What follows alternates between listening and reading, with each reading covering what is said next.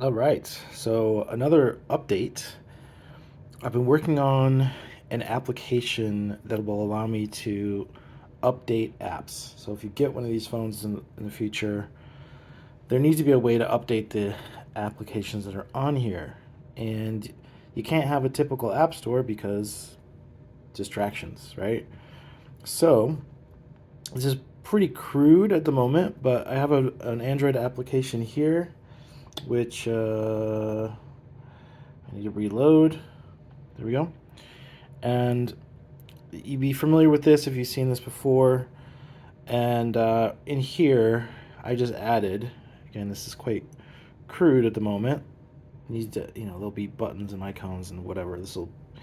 I'm always showing everything off before I should. But there is a link, it's hard to see, to download a app. Okay, again, this is going to be an icons and it needs to have multiple pages, blah blah blah.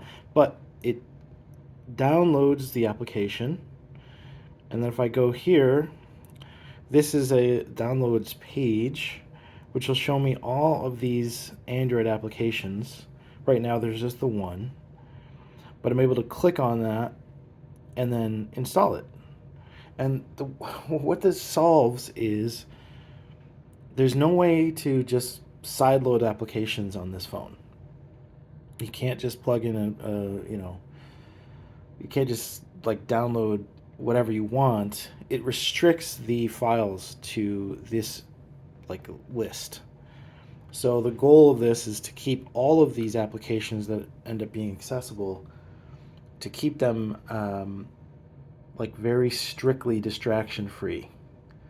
So you'll have options. Again, this right now it's very crude, just like text files and things, or text links and things. But it's just it's really great. And the other thing I want to show off too is um, this is just a small thing, but on I called this Simple Tube. Let's see if I could find something. I always default to like study music, but let's just find a video here. I gotta log in 1 second.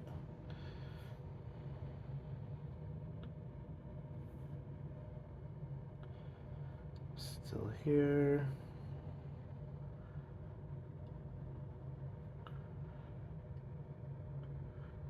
There we go. So here we go. Here's our YouTube videos, where, again, it's like interface is going to change quite a bit, but this is just showing that we can have some YouTube content here. Like here's a study music video, and what's even better about this is now it can actually go into full screen mode. So this kind of stuff seems like obvious, but when you have to build these applications from scratch, it's not so much it's not so obvious. Let me go back over here. I need to turn that in mute.